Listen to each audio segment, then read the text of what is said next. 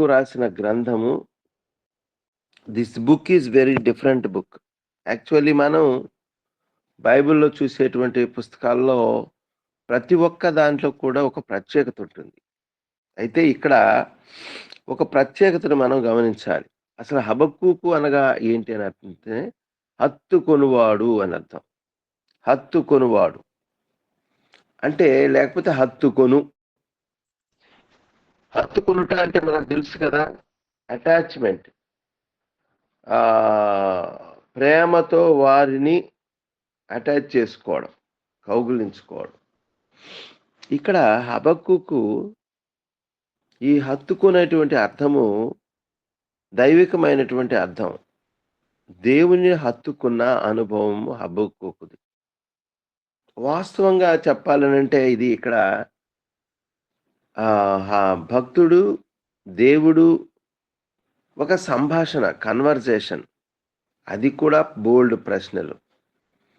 కనుక ఈ యొక్క బుక్కు, ఈ హబక్కూకు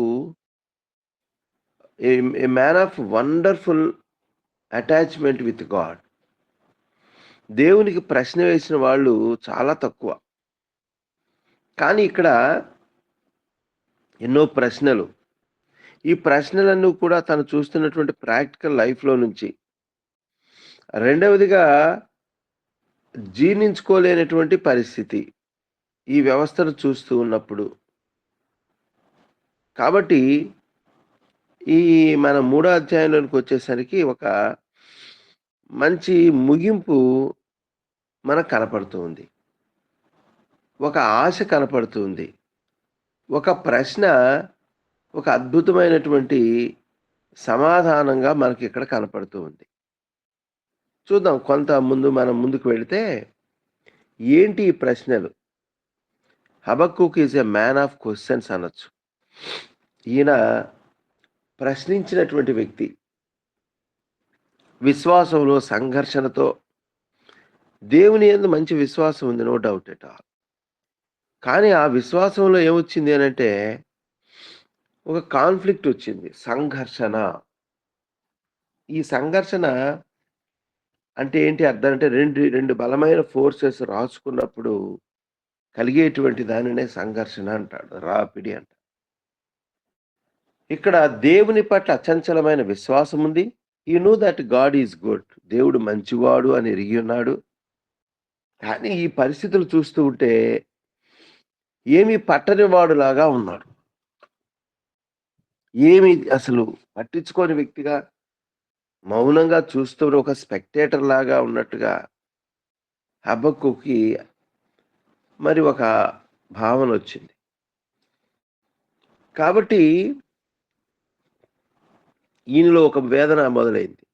దేవుడు నీతిమంతుడు, దేవుడు పరిశుద్ధుడు, దేవుడు న్యాయవంతుడు.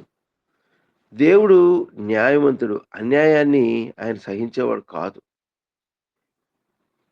కనుక దేవుడు మంచి పరిపాలకుడు. God is a wonderful administrator. ఈ సృష్టి అంతా ఆయన పరిపాలన కింద ఉంది. కాబట్టి he was expecting good things from god. He believed that god was very good. God is very good. మంచివాడు. అయితే జరుగుతున్నటువంటి పరిస్థితుల్ని కంట్రోల్ చేయలేనటువంటి వ్యవస్థను చూసి ఆయన దేవుణ్ణి ప్రశ్నిస్తూ ఉన్నాడు. తట్టుకోలేకపోతూ. అందుకని చూడండి మనలో కూడా ఈ ప్రశ్నలు వస్తూ ఉంటాయి. మంచి వాళ్ళకి కష్టాలు వస్తున్నాయి. ఏందబ్బా భక్తిపరులకు కష్టాలేంటి? భక్తిపరులకి ఈ యొక్క వేదనలేంటి? కుటుంబాలు ఎంతో వేదన చెందుతున్నాయి. ఇవన్నీ కూడాను నేటి సమాజంలో ఒక విశ్వాసికి, మంచి భక్తిపరునికి, యథార్థ ప్రవర్తన ఉన్నవానికి వచ్చేటువంటి విలువైన ప్రశ్నలు. అడదడి ప్రశ్నలు కాదవి. విలువైన ప్రశ్నలు గుర్తుపెట్టుకోవాలి మనం. ఎప్పుడైనా వచ్చిందా ఈ ప్రశ్న? నేను న్యాయంగా ఉన్నాను, నేను భక్తితో ఉన్నాను, నేను యథార్థంగా ఉన్నాను, నేను పాపాలను విడిచిపెట్టాను, నిరంతరం దేవుని సన్నిధిలో ఉన్నాను, దేవుని వాక్యం వింటున్నాను, బోధిస్తున్నాను, పరిచర్యలో ఉన్నాను, చేస్తూ ఉన్నాను. అయితే నాకంటే అన్యాయస్తులు, విగ్రహారాధకులు చాలా పచ్చగా ఉన్నారే, చాలా కంఫర్ట్‌గా ఉన్నారే. ఆ! వాళ్ళు అన్యాయస్తులైనప్పటికీ వాళ్ళు చేసిందంతా సఫలమవుతూ ఉందే. దుష్టుడు నవ్వుకుంటూ ఉన్నాడే, నీతిమంతుడు ఏడుస్తూ ఉన్నాడే. These are all the questions. అందుకని ఇక్కడ this is nothing but a practical life with practical questions. ఎంతో భక్తిగా, ఎంతో నమ్మకంగా దేవుడిని అనుకున్న నీ చూపు ఒక్కొక్కసారి నిన్ను నువ్వు చూసుకున్నప్పుడు,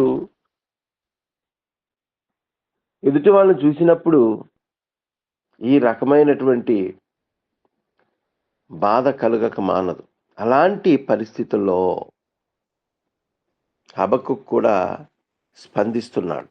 ఆయనన్న ప్రశ్న ఏంటంటే క్వెషన్ నంబర్ 1, యెహోవా నేను నీ మొర్రపెట్టిన నీవెన్నాళ్ళు ఆలకింపకుందువు? మొరను ఆలకించువాడు అని దావీదు రాస్తే, అదే దేవుడు హబక్కుకు దగ్గర మౌనంగా ఉన్నాడు. మౌనము, కొన్నిసార్లు ఈ మౌనము అనేది ఒక అద్భుతమైన సొల్యూషన్. చూడండి, చాలాసార్లు మనం మౌనమును ప్రదర్శించడం అనేది అది ఒక అద్భుతమైన సొల్యూషన్. పిలాతు వాదిస్తూ ఉన్నాడు, ప్రజలు నేరం మోపుతూ ఉన్నారు. యేసు ప్రభు మౌనముగా ఉండెను. ద గ్రేట్ సైలెన్స్ అన్నారు దాన్ని. గొప్ప నిశ్శబ్దం. ఎందుకంటే యేసు ప్రభు ఒక్క మాట మాట్లాడితే అక్కడ అందరి నోళ్ళు మూతపడతాయి. ఎవరి దగ్గర ఆన్సర్ ఉండదు. ఆయన శిక్ష కూడా రద్దయిపోద్ది. కానీ ఆయన వచ్చిందే సిలువనెక్కటానికి, వచ్చిందే అవమానాలు భరించడానికి, వచ్చిందే పాపం యొక్క ఫలితాన్ని అనుభవించడానికి. కనుక ఆయన మౌనం ఎందుకు అనంటే దేవుని యొక్క చిత్త ప్రణాళిక, ఆయన ప్రణాళికను నెరవేర్చబడటం. అందుకనే సహిస్తున్నాడు. అందుకని వారి యొక్క ప్రశ్నలు, వారి యొక్క నిందలు, అన్యాయపు మాటలు మౌనము వహించెను. మౌనం. దేవుని కార్యము జరుగునట్లుగా మౌనం. కనుక ఇక్కడ మొర్రపెడితే జవాబిచ్చేటువంటి దేవునికి మొట్టమొదటి ప్రశ్న ఏంటంటే, నేను మొర్రపెట్టినను నీవెన్నాళ్ళు ఆలకింపకుందు. కొన్ని రోజులుగా ఆయన మొరపెడుతున్నాడంట. కొన్ని నెలలుగా మొరపెడుతున్నాడంట. దేనిని గూర్చి మొరపెడుతున్నాడు ఆయన? బలాత్కారము జరుగుతున్నదని నేను నీకు మొర్రపెట్టిన నీవు రక్షింపకయున్నావు. చూసావా? బలాత్కారమును గూర్చి, దేశంలో జరుగుతున్న, వ్యవస్థలో జరుగుతున్న బలాత్కారమును గూర్చి కీన్‌గా మనం అబ్జర్వ్ చేస్తే నేటి భయంకర దినాలలో నేను ఒక్కోసారి అనుకుంటాను, నా చిన్నప్పుడు సొసైటీ ఎంత హ్యాపీగా ఉండిందో. చిన్నప్పుడు మేము చదువుకునేటప్పుడు, స్కూల్‌కెళ్ళి వచ్చేటప్పుడు, 10th క్లాస్ వరకు, ఇంటర్మీడియేట్ వరకు, 6, 7, 8 తరగతుల్లో హ్యాపీగా స్కూల్ నుంచి రావడం, బ్యాగ్ పడేయడం, ఏదో అంతో ఇంతో అమ్మ పెడితే తినడం, ఇక ఆడుకోవడం, బాగా అలిసిపోయి నిద్రొచ్చేంత వరకు. Pure atmosphere, pure environment, pure minds of people. మనవడు అనేవాడు, అల్లుడు అనేవాడు, కొడుక అనేవాడు, నాయన అనేవాళ్ళు, ఆప్యాయకరమైనటువంటి వ్యక్తులు. మనల్ని చూసి ఆనందించేవాళ్ళు. నేటి దినాలు మారిపోయాయి. ఎక్కడ చూసినా దుర్వార్తలే, ఎక్కడ చూసినా ఓర్వలేని చూపులే, ఎక్కడ చూసినా సహించలేనటువంటి వ్యక్తులే. నేను అనుకుంటాను ఒక్కోసారి, ఇలాంటి భయంకరమైన వార్తలు వినే దినాలలో మేమున్నాం అయ్యో అనిపిస్తుంది నాకైతే. మరణాలు, హత్యలు, కిరాతకాలు, చంపడాలు చాలా ఈజీ. నెల్లూరు కూడా మునుపెన్నడూ లేనటువంటి దారుణమైన స్థితిలో ఉంది. పొలిటికల్ సాత్వికులు బలైపోతున్నారే, భక్తి కలిగిన వారు శ్రమల పాలవుతున్నారే.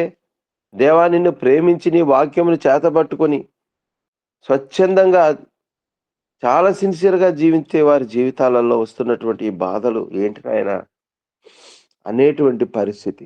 This is the practical life వాస్తవంగా చూస్తే. కనుక బలాత్కారం జరుగుతున్నది నేను నీకు మొరపెట్టినను నీవు రక్షింపకయున్నావు. రిజల్ట్ ఏంటనంటే దేవుడు చేయటం లేదంట. ఆయన రక్షకుడు, రక్షించువాడు, కాపాడువాడు, నిన్ను కాపాడువాడు కునుకడు. వండర్‌ఫుల్ స్టేట్మెంట్స్ ఉన్నాయి దేవుని గూర్చిన అనుభవపూర్వక వాక్యాలు. భక్తులు అనుభవించి వాక్యాలు. నువ్వు రక్షించే దేవుడవు, కాపాడే దేవుడవు. నీ భక్తుల పట్ల కునుకని దేవుడవు. మరి ఎందుకని ఇలాగ జరుగుతోంది? నేను ప్రార్థన చేస్తే నాకు రిప్లై రావటం లేదు. పోనీ నేను నా కోసం చేశానా? కాదు కదా! బలాత్కారం జరుగుతున్నది. రెండవ ప్రశ్న, నన్నెందుకు దోషము చూడనిచ్చుచున్నావు? అంటే దోషము ఉండకూడదు అనుకున్నటువంటి వ్యక్తి.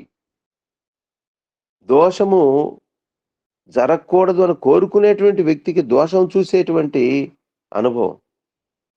ఎందుకు నాయనా నా కనుల ముందు ఈ దోషాన్నుంచావు?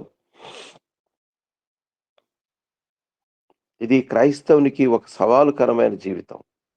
నిజమైన విశ్వాసికి ఒక సవాలుకరమైనటువంటి జీవితమే. ప్రియమైన దేవుని బిడ్డలారా, మనమున్న పరిస్థితుల్లో దోషమును చేసేటువంటి వ్యక్తులు, దోషపూరితమైన హృదయాలు, దోషపూరితమైనటువంటి ప్రవర్తనలు, అలాంటి వారిని చూస్తూ ఉన్నప్పుడు మనలో ఉదయించేటువంటి ప్రశ్నలెన్నో. కాబట్టి హబక్కూకు అంటున్నాడు, నన్నెందుకు దోషమును చూడనిస్తూ ఉన్నావు నీవు? బాధ నీవేళ ఊరకయే చూచుచున్నావు. బాధ నీవేళ ఊరకయే చూచుచున్నావు. అంటే బాధను తీసివేసే దేవుడు కదా! అంగలార్పును నాట్యంగా మార్చే దేవుడు కదా! కన్నీటిని ఆనంద బాష్పాలుగా మార్చే దేవుడు గదా! మరి ఇంత విశ్వాసం దేవా నీ పట్ల నాకుంటే నువ్వేం చేస్తున్నావు? బాధను ఊరకనే చూస్తున్నావు అసలు. క్యాజువల్‌గా తీసుకున్నావు ఈ బాధ. మాకున్న ఈ బాధ నీకు చాలా క్యాజువల్‌గా కనపడుతూ ఉంది.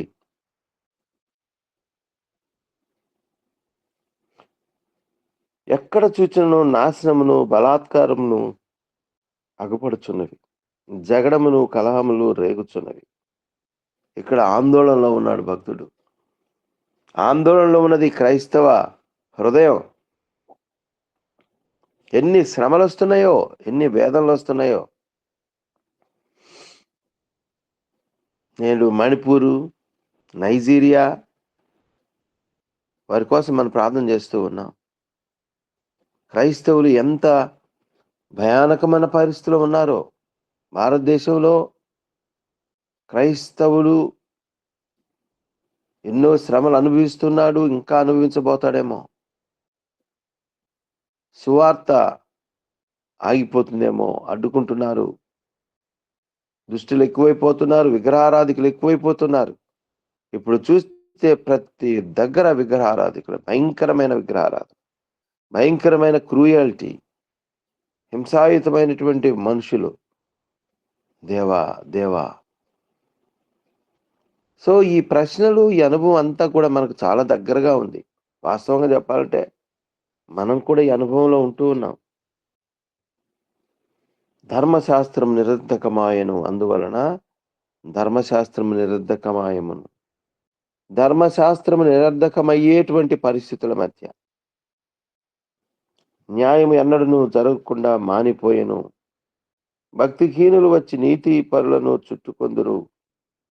న్యాయము చెడిపోవచ్చున్నది.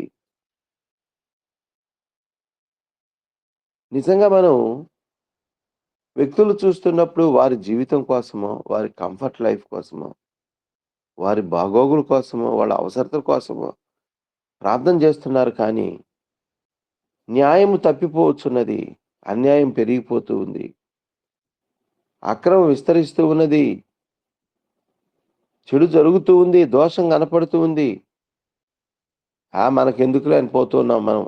కొంతమందిని చూస్తే మనకు ఏదో జరిగిపోతా ఉంది, జరగని, మనకెందుకులే. కాదు, Habakkuk was suffering about the wickedness of other people. దుష్టుల యొక్క దౌష్ట్యమును చూచి బాధపడుతున్నాడు, నీతిమంతుల యొక్క బాధలను చూచి బాధపడుతూ ఉన్నాడు, ధర్మశాస్త్రం వ్యర్థమైపోతూ ఉంది అని బాధపడుతూ ఉన్నాడు, ఆందోళన చెందుతూ ఉన్నాడు. అన్ని జనుల్లో జరుగునది చూడుడి, ఆలోచించుడి, కేవలము విస్మయమునందుడి. దేవుడు అంటున్నాడు ఇక్కడ, మీ దినములలో నేనొక కార్యము జరిగింతును, అలాగు జరుగునని ఒకడు మీకు తెలిపినను మీరు అతని నమ్మకయుందురు.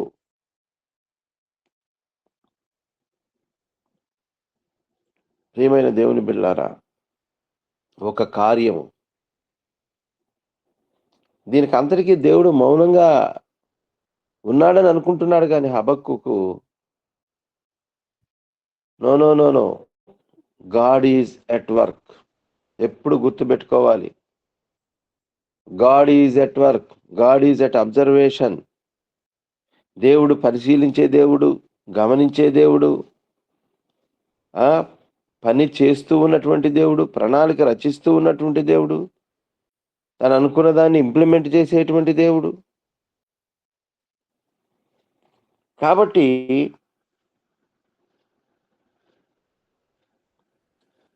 భక్తుడు అంటున్నాడు, దేవా, నీ కనుదృష్టి నిష్కల్మషమును చూడలేనంత, నీ కనుదృష్టి దుష్టత్వము చూడలేనంత నిష్కలంకమైనది కదా.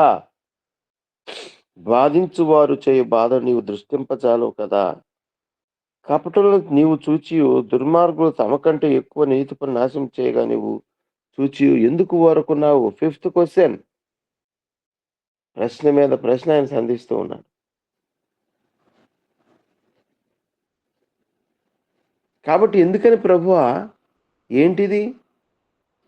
ఇంకా ఆయన అబ్జర్వేషన్ ఏంటంటే, ఏలిక లేని చేపలతోనూ ప్రాకు పురుగులతో నీవు నరులను సమానులుగా చేసితివి.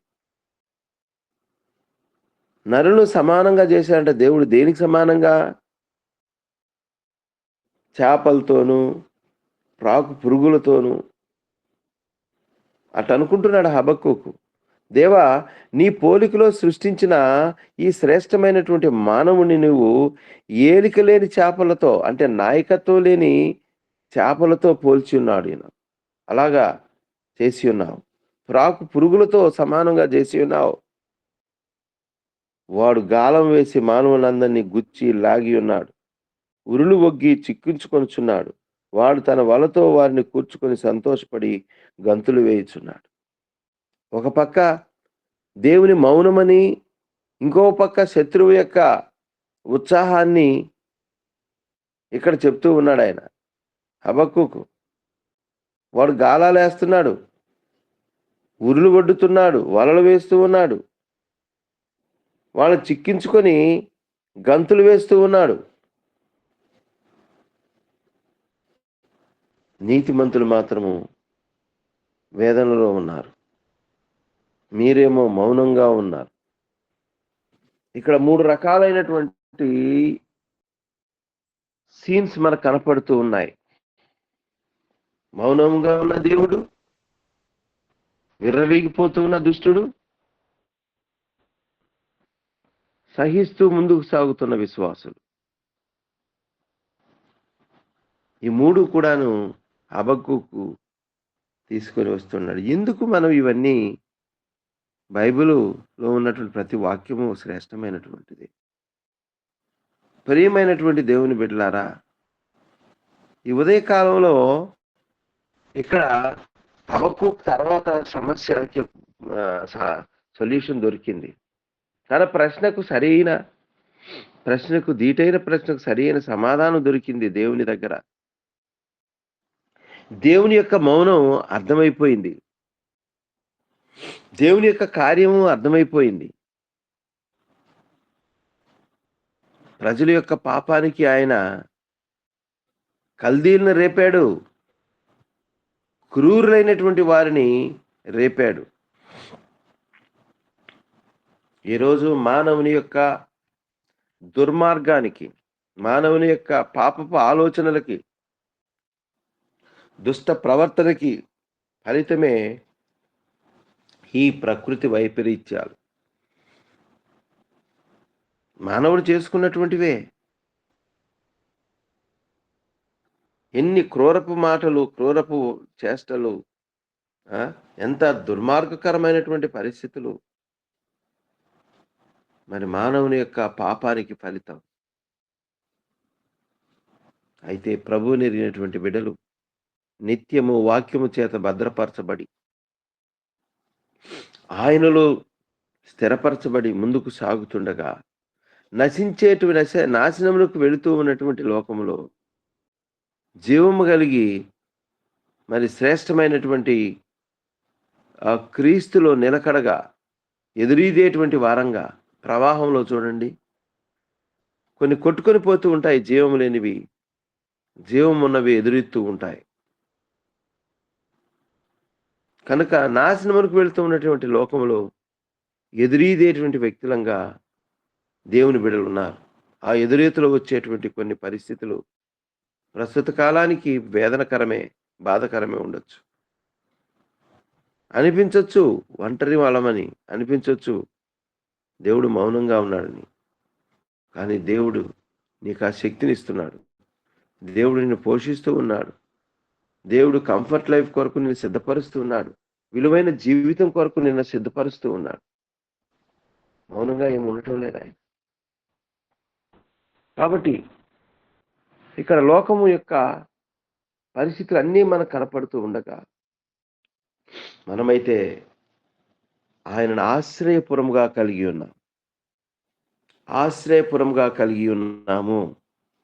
నిన్ననే నేను మొన్న ఆదివారం వాక్యం షేర్ చేసుకుంటూ, అంతకుముందు ప్రార్థనలో సమాధానం దొరకలేదు అని చెప్తున్నాడు. ఇప్పుడు ప్రార్థన అలాంటిది కాదు. దేవుని గూర్చి, ఆయన కార్యములు గూర్చి వినినప్పుడు తన హృదయంలో దేవుని పట్ల భయం కలిగింది. అంతకుముందు పరిస్థితులను చూసి భయపడ్డాడు, జరుగుతున్న సంభవాలను చూసి ఆందోళన చెందాడు. అయితే ఇప్పుడు ఆయన transformation in his prayer and his faith and his attitude.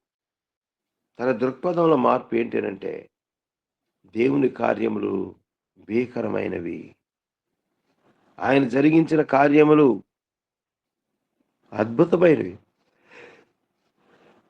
వాటన్ని చూసినప్పుడు నా హృదయంలో భయం, ఆ భయం కాదు, ఈ భయం, హోలీ ఫియర్, పరిశుద్ధమైన భయం.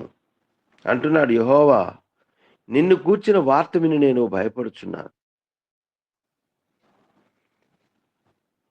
చూడండి, ఇక్కడ యెహోవా యందలి భయము ఐశ్వర్యము అనే మాట ఉంది వాక్యంలో. దేవునికి భయపడడం అనేది గొప్ప ఐశ్వర్యం అంట. పరిస్థితులను చూసిన భయము, వ్యక్తులను చూసిన భయము, జరుగుతున్నటువంటి సంభవాలను చూసినటువంటి భయం. అయితే ఇప్పుడేమో దేవుని యొక్క దైవ భయం, అది ఐశ్వర్యం. ఎంత ట్రాన్స్ఫర్మేషన్ వచ్చిందో చూడండి ఇక్కడ.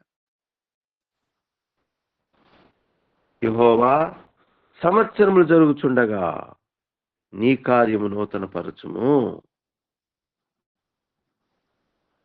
దేవుని గూర్చిన వార్త విని భయపడ్డాడంట.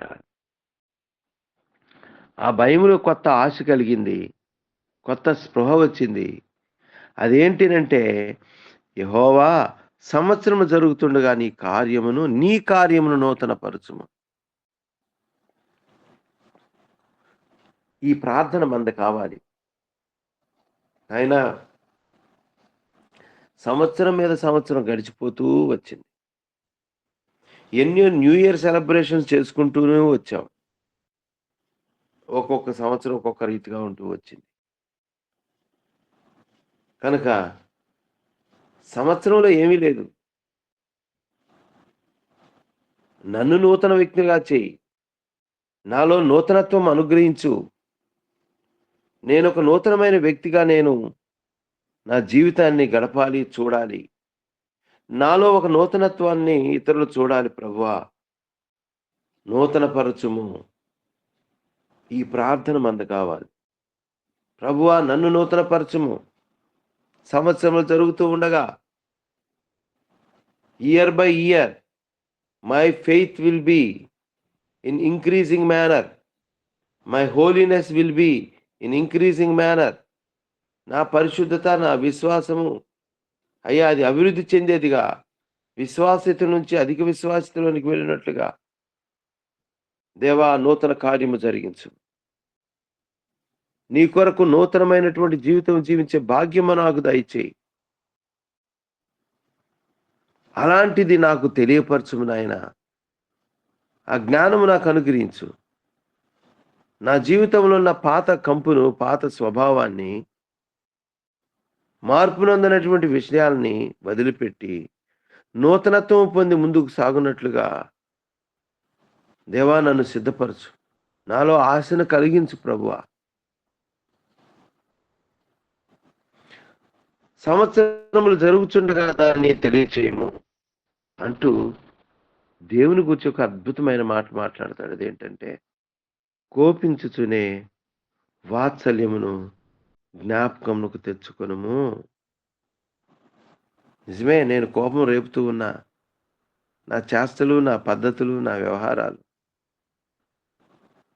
విశ్వాసుల యొక్క జీవితాలు కొన్నిసార్లు దేవుని కోపమును రేపేవిగా ఉంటున్నాయేమో. నా జీవితాలు ప్రభు కోపమును రేపేవిగా ఉన్నాయేమో అంతవరకు. అయ్యా కోపించుచునే వాత్సల్యమును జ్ఞాపకంకి తెచ్చుకొనుము. దేవునిలో 2 గుణాలు ఉన్నాయి. ఒకటి కోపము, రెండవది వాత్సల్యము. వాత్సల్యము ఇవి 2 కూడా హబక్కుకు ఎలా వాడుతున్నాడంటే, ఒక బిడ్డ పట్ల తండ్రికి ఉండేటువంటి కోపము, తండ్రికి ఉండేటువంటి వాత్సల్యము, అది దేవునిలో చూశాడు. అంతవరకు నువ్వు చూడవు, నువ్వు మౌనంగా ఉన్నావు, నా ప్రార్థన ఆలకించవు, ఏం జరుగుతుందో పట్టనట్టున్నావు. కానీ ఇప్పుడు దేవునిలో శ్రేష్టమైన తండ్రి కోపం బిడ్డలకు ఒక వరం. కోపపడతాడు, మళ్ళీ నా బిడ్డను కోపపడ్డానే ఏదో ఒకటి తెచ్చిస్తే వాడు సంతోషపెట్టాలి అనే ప్రయత్నం. వాత్సల్యత అనేది తండ్రికి తల్లికి ప్రేమకి మాత్రమే ఆపాదించబడిన అద్భుతమైనటువంటి మాట. అది ఆ గుణం. ఉదయ కాలంలో అట్టి వాత్సల్య పూర్ణుడు మన దేవుడు అయి ఉంటూ ఉన్నాడు. నూతన సంవత్సరంలో మనం ప్రభువు కొరకు నూతనముగా కల్పించాలని మనం కోరుకుందాం. నూతన జీవితం కోసం మనం ఆశపడదాం. నూతన కార్యములు దేవుడు చేయుచూ ఉండగా అవి మన ద్వారా జరగాలని కోరుకుందాం. దేవుడేమి జరుగును గాక అని చెప్పేది ఆయన అలాగ చేయడు. నీ ద్వారా, నా ద్వారా చేసే దేవుడు. నీకు నాకు ఆ ఘనత రావాలని చేసేటువంటి దేవుడు. నీవు నేను ఉన్నటువంటి ఆ ప్రాంతాలలో దేవుని కొరకు నమ్మకమైన సాక్షులుగా, ఆయన యొక్క ప్రతినిధులుగా, ఆయన నామమును ఘనపరిచేటువంటి బిడ్డలుగా మనం ఉండాలని దేవుడు కోరుకుంటూ ఉన్నాడు. అట్టి ఆశతో మనం నూతన సంవత్సరంలోనికి ప్రవేశిద్దాం. దేవుడి యొక్క వాక్యాన్ని మన కొరకు దీవించునుగాక. ఆమేన్. ప్రేమ స్వరూపి దయగలిగిన స్వామి, నీకు వందనాలు, స్తుతులు, స్తోత్రాలు.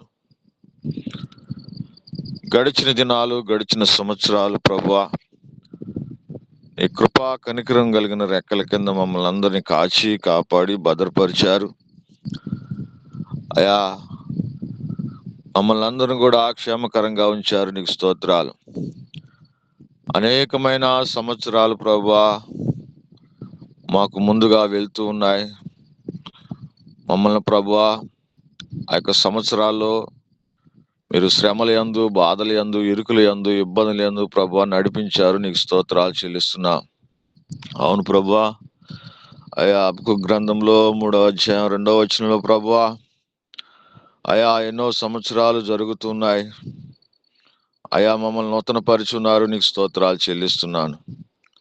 అవును నాయన, మా జీవితాలు ప్రభువా ఎలా ఉన్నాయో, ఏ రీతిగా ఉన్నాయో సమస్తము వెరిగిన దేవుడు గనుక మా జీవితాలను, మా పరిచర్యలను, మా కుటుంబాలను మీరు ఈ సంవత్సరము మార్చమని ప్రార్థన చేస్తున్నాను. పాతవి గతించిపోయేలాగున క్రొత్తవి మాకు దయచేయమని ప్రార్థన చేస్తున్నాను. అవును తండ్రి, ఈ నూతనమైన సంవత్సరంలో ప్రభువా అయా మమ్మల్ని మీరు బలపరుస్తున్నారని, మమ్మల్ని మీరు క్షేమకరంగా ఉంచుతున్నారని, మేము వెళుతున్న స్థలాలను, మేము వెళుతున్న ప్రాంతాలను సమస్తము ప్రభువా నూతన పరిచి ఆ ప్రాంతంలో జరగవలసిన నీ కార్యములు, ఆశ్చర్య కార్యములు ప్రభువా జరిగించండి. నీకు స్తోత్రాలు. అవును ప్రభా, జరిగించే దేవుడు నాయన. అయా మమ్మల్ని నాయన ప్రభా ఈ దినమున నూతన సంవత్సరంలోనికి తీసుకుని వెళ్తున్నారు, సహాయం చేశారు. చాలా మంది ఈ సంవత్సరమును చూడలేక, ఈ దినాన్ని చూడలేక గతించిపోయారు. నీకు వందనాలు. మమ్మల్ని అయితే సజీవులుగా ఉంచారు, నీ కృతజ్ఞతాస్తుతులు. కుటుంబాల్లో నెమ్మది సమాధానమును దయచేయండి. పరిచర్యలను ప్రభువా ఈ నూతన సంవత్సరంలో బహుగా బలముగా ఆశీర్వదించమని ప్రార్థన చేస్తున్నాను. అవును తండ్రి, ఆశీర్వదించే దేవుడు ప్రభువా, నీవు ఆశీర్వదిస్తేనే ఆశీర్వాదం ప్రభువా. అయా మీరు దీవిస్తేనే దీవెన తండ్రి, నీకు స్తోత్రాలు చెల్లిస్తున్నాను. దైవజనుల ద్వారా, సార్ ద్వారా ప్రభువా అయా ముఖాముఖిగా అర్థవంతముగా ప్రభువా అర్థవంతంగా మీరు మాట్లాడిన దేవుడు గనుక, మీరు మాట్లాడే దేవుడు సహాయం చేశారు, నీకు వందనాలు. మమ్మల్ని మేము చక్కపరుచుకోవడానికి, మమ్మల్ని మేము సిద్ధపరచుకోవడానికి కృప చూపారు, దయ చూపారు. అయా విన్న ప్రతి బిడ్డను ప్రభువా వారి హృదయాలను మార్చండి.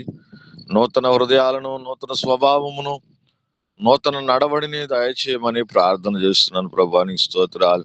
పాతవన్నీ తొలగించండి, క్రొత్తవి నూతన హృదయంలో దయచేయమని ప్రార్థన చేస్తున్నాను. సహాయం చేయండి.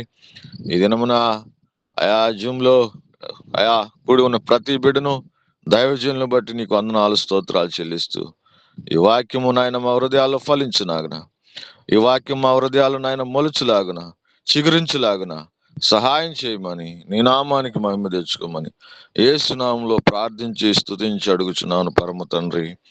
ఆమేన్. ఆమేన్. దేవునికి